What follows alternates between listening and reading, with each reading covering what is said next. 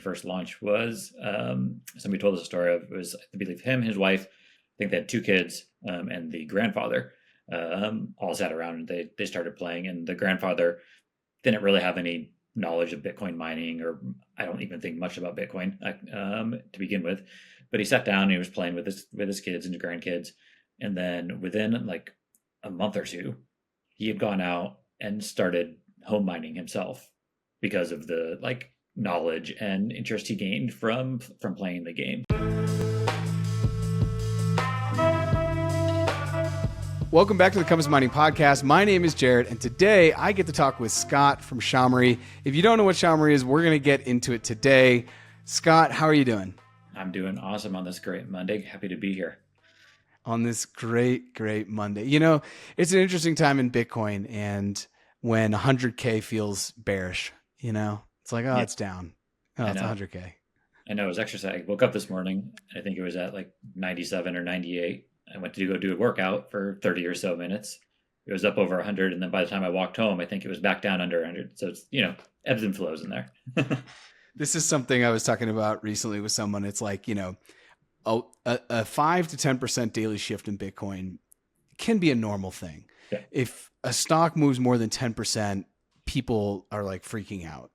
And now the percents though, so if that 10% happens, that's $10,000. Like we're at that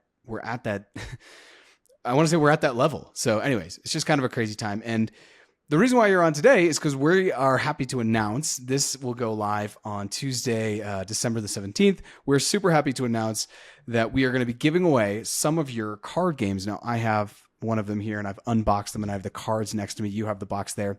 We're going to be giving away the card games, and I'll give some more information as we get towards the end of the episode on how that works. And obviously all this information will be in the episode's description.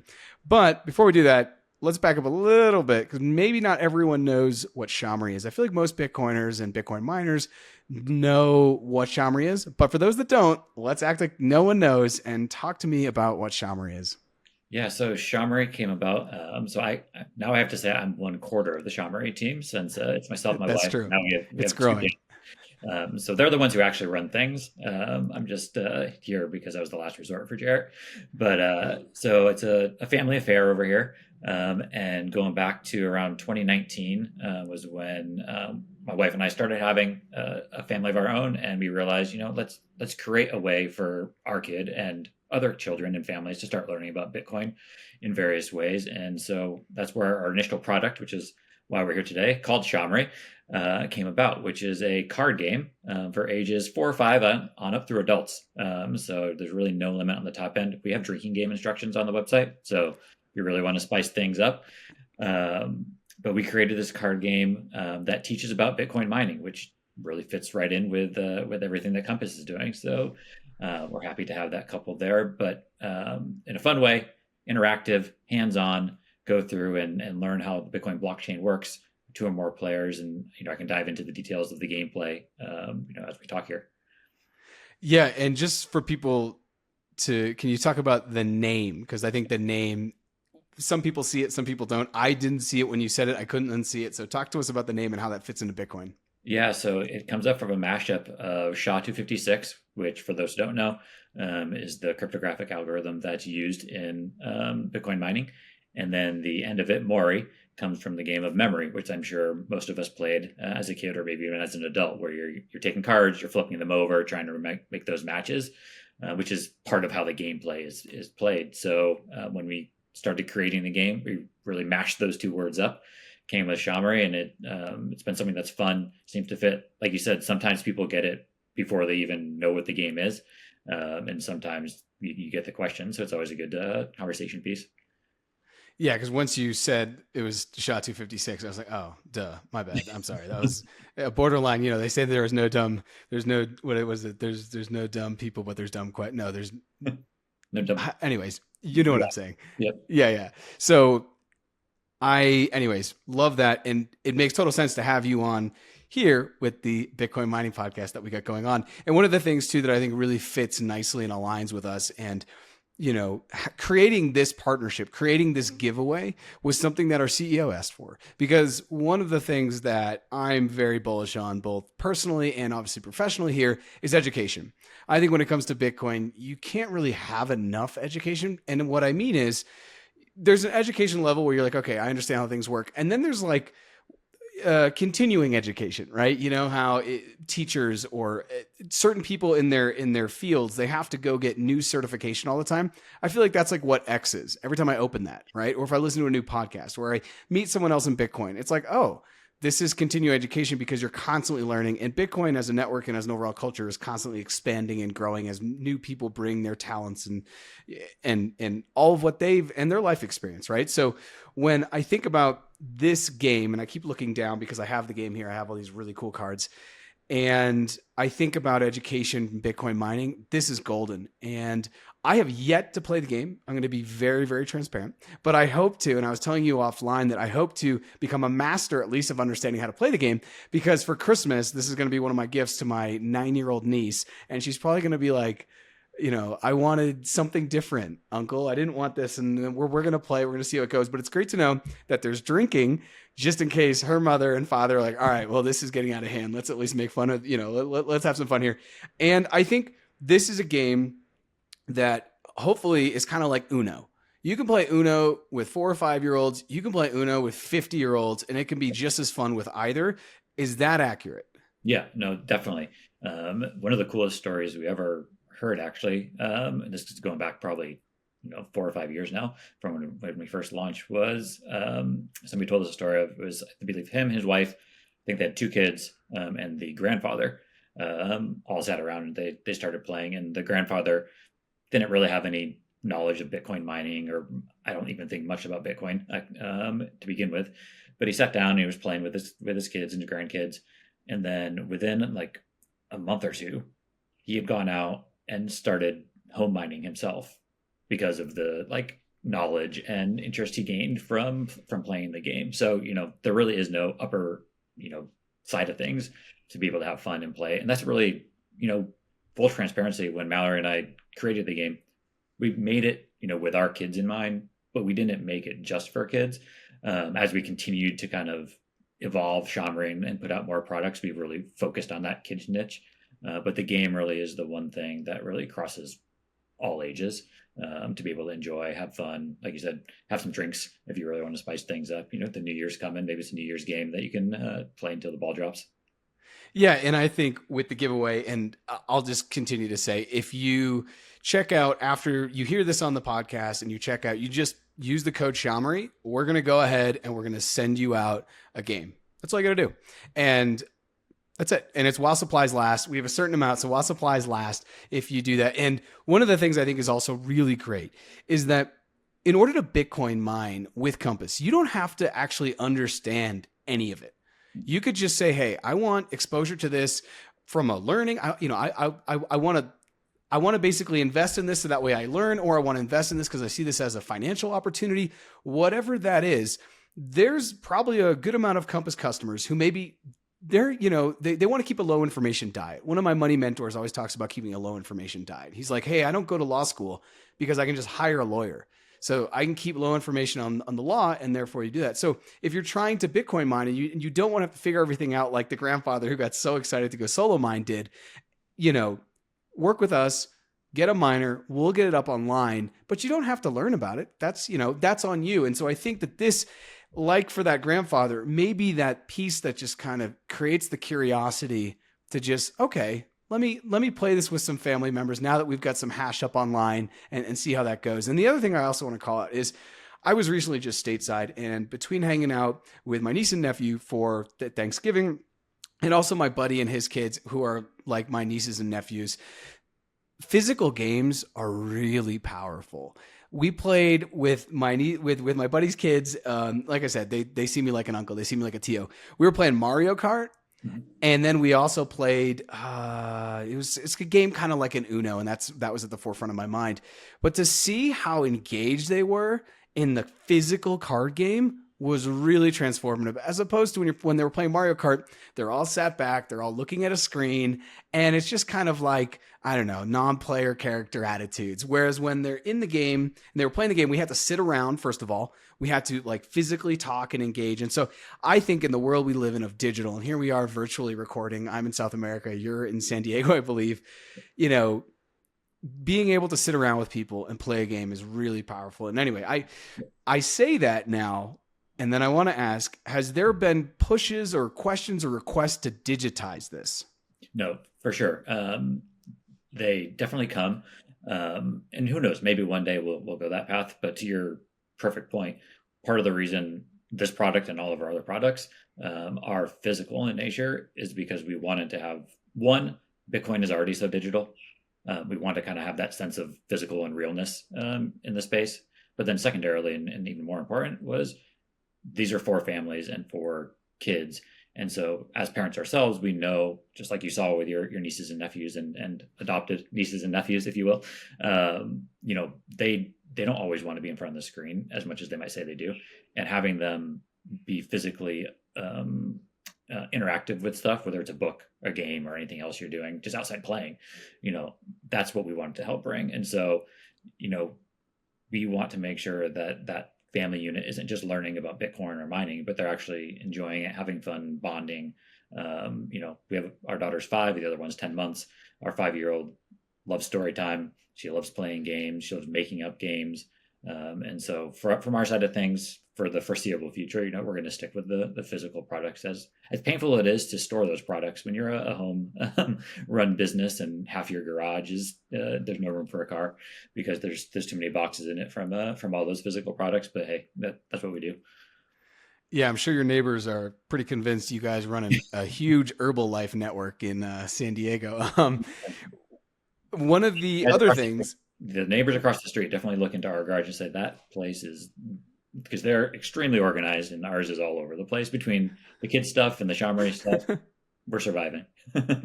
I love that. And one day, what if I'm, next time I'm in San Diego, I'll make sure to drop by, see the garage and say hi to the family.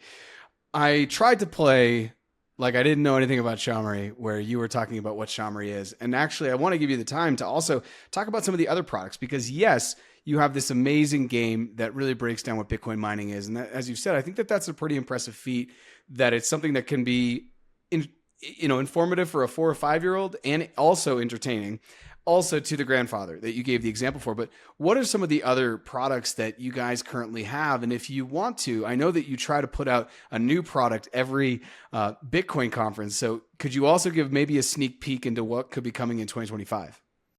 Compass Mining makes Bitcoin mining accessible to everyone. Whether you're investing in one machine or thousands, our customizable solutions are tailored to meet your needs. We are your experts in Bitcoin mining, offering a platform where individuals and businesses can purchase hardware, host machines, and access a range of ancillary services. Start mining in as little as 48 hours with our turnkey hardware online and mining directly to your Bitcoin wallet within 2 business days. Discover more at compassmining.io and see how we can power your success.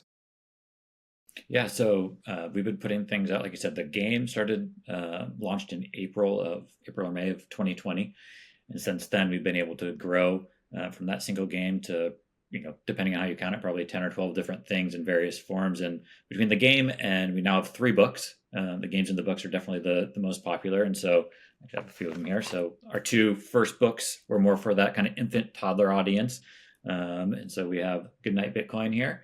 I'm sure you've read Goodnight Moon, Goodnight Gorilla, Goodnight Baseball, so a play on that.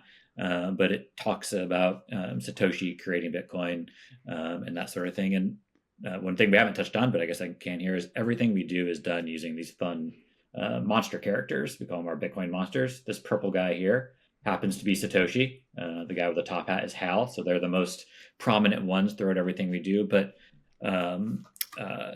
being able to create books like this, fun, vibrant colors. Like you said, they're not just for kids, they're for adults too. We want you guys to enjoy everything. And so we have Goodnight Bitcoin. And then from there, we launched If You Give a Monster a Bitcoin. So if you give a mouse a cookie. And so being able to go through and continue creating books. Our third one, which just came out a couple months ago, right before the Nashville conference, is Satoshi Nakamoto and his Bitcoin invention. And this was actually the first product and book that we didn't fully create ourselves. So Tomer Strolight, who some might know in the industry, had created and written a children's book a number of years ago, and he just didn't have the bandwidth to ever go forward with publishing it or making it come to life. And about a year ago, he came to us and said, "Hey, like I got this book. I don't have the time to do it, but I'd love it if you guys could publish it under the Shamory brand and kind of make it part of what you're doing." We said, "That's awesome." The only stipulation we had was we need to, let's illustrate it with our characters. He didn't have any problem with that. I loved the idea, and so we were able to create this book that came out over the summer. And once again, being able to get those characters in there. So we call this guy Super Satoshi now in this book.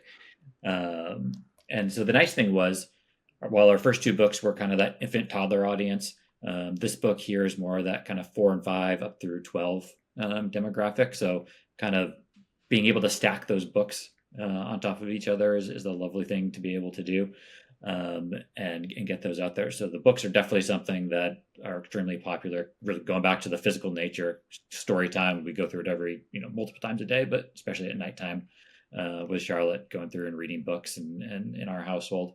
And then from there, we have lots of non-educational things too, just to be fun. So we have our plush toys, so Satoshi here. This guy originally was done to help fund a water well. So we actually raised about $5,000, a little over, and were able to build a water well in Rwanda, Africa, in a village there of about 1,200 people earlier this past year.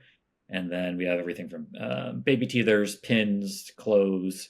And so not exactly sure what we'll, full transparency, I actually don't know what our thing is going to be for Nashville. We have to figure something out here. But it'll be fun to be there nonetheless, no matter what it is. Yeah, it will be fun. And I'm very excited to see. And I'll also hold up. The Super Satoshi, I'm thinking about getting that plushie for my nephews, 2 or 3. And then there's Hal. I mean, I just love the artwork. Can I ask you actually a production question? Yeah. How did you come up with these characters? And then how did you find the perfect person to do the artwork? Was that an in-house job? Was it part of the family? I wish I had those skills.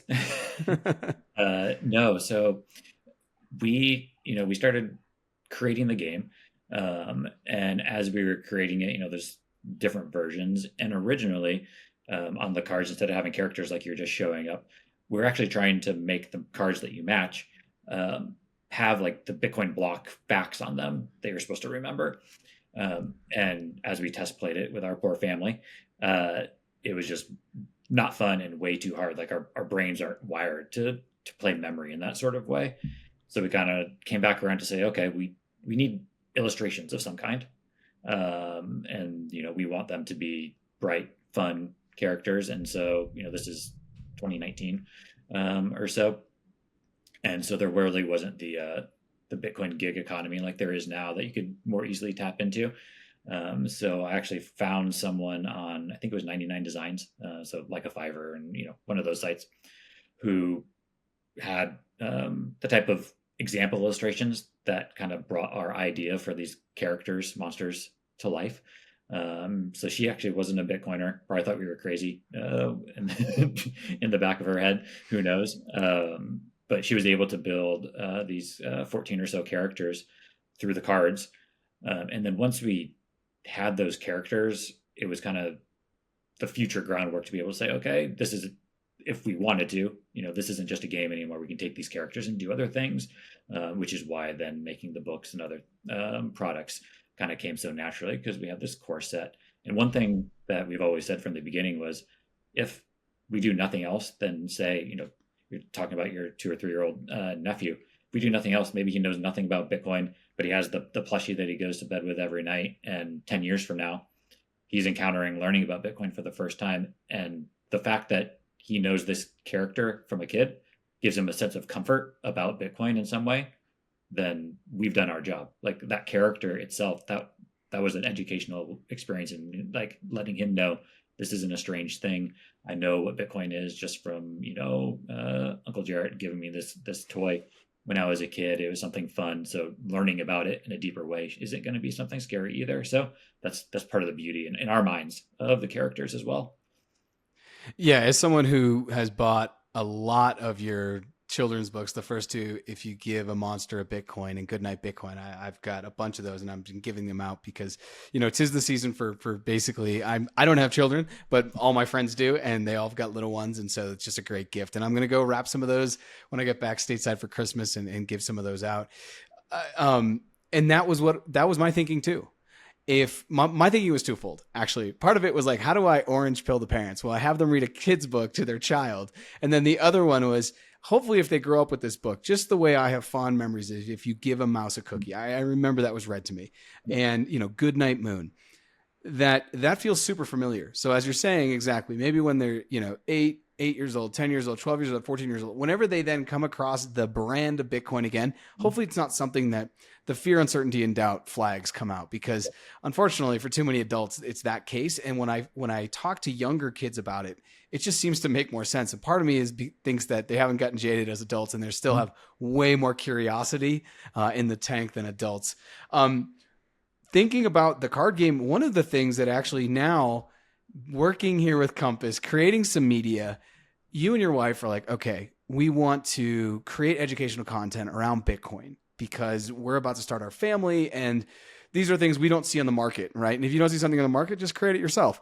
Why did you guys start with Bitcoin mining? Because most people who are in Bitcoin, and I say this all the time, 99% of people who own Bitcoin probably can't explain Bitcoin mining. And that's okay, because they don't need to. Just like I don't need to, be able to explain how the combustion engine works to take a taxi, right?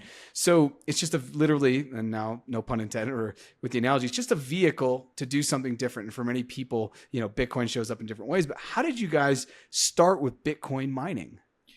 On accident, kind of, I think. When we were kind of just thinking about different things to create, I think it was shortly after I read the white paper, and probably something in there when it was talking about kind of the mining aspects and learning more about it clicked in the back of my head, where it was like, okay, there's a target. If you get something as simple as possible, that's kind of how my brain works. Like I want to boil things down in simplicity for myself. And so if you strip away all the other nuances around it, it's really all about a target and a nonce and making those things match, for lack of a better word. And then that's when the idea, oh, well, that's just like playing memory. And so once that kind of baseline came in the back of the head, that's kind of what dovetailed into, okay, we can make a game around this, and kind of figuring it out from there. But that was kind of the trigger. It was like, okay, there's a target, there's a nonce, match them up, away we go. Lovely. Yeah, I just think it's great. And then one of the things too, and we've used a dice analogy to kind of explain Bitcoin mining. And so I'm going to hold this up to the camera, which you can go see this online, but I just love little character with the axe. And then there's another character holding up a Bitcoin. So this is just awesome. Yeah. And actually we had, we've never mined ourselves, not home miners, and it wasn't anything that we were experts in. So, and all the testing, we're now going back a number of years, we didn't know any other Bitcoiners in San Diego to be able to test things out. So we literally, we launched the game without any other Bitcoiner or somebody in the mining space ever holding in their hands or talking about it. So it was a leap of faith to put something out there about a process that you're just relying on your own knowledge. But I will, say that whether it's you guys at Compass or other people that are in the mining space from early on, having them give it the seal of approval to be like, this is something that teaches about it properly. It's, we've had people in the mining space say this is the most simplistic, elegant way to talk about mining, to learn about mining that we've ever seen. To have, other experts, if you will, recognize that always means a lot. That somehow we made it happen without really being experts ourselves at the beginning. Yeah, which is very, very impressive. But I think to be 100% transparent, I think that's where most people are in mining. Very few people who are even in Bitcoin mining have actually been in a mine. These things are in the middle of nowhere, not in the middle of nowhere. They're not near urban areas is what I should say. They're not going to be near an airport. And for, you're in California, when I'm stateside, I'm in Massachusetts. These are just two states where the power is just way too expensive to make mining something that's incentivized profitably. So it kind of makes sense, but I think, yeah, to be co-signed by the miners is a big deal when you haven't mined yourself. So hats off. Thinking about the new year, you're going to be at Vegas. We're going to be at Vegas. I'm excited to see you there. It's probably the next time I'll be able to see you. But until that comes, and I know a lot of our listeners are probably going to be in Vegas as well. We're going to be in a bull run, and it's going to be the Bitcoin conference. Until then, can you shout out where people can go, get this card, order this card, because Christmas is right around the corner. The holidays are right around the corner. End of the year gifts. Yep, for sure. So everything that we sell, you can find at shamory.com. So SHAMORY. So from our games to our books to the plushies, everything in between, get it in there. Go get your orders in, and myself and Mallory and everybody will pack it on up and ship it your way for the holidays.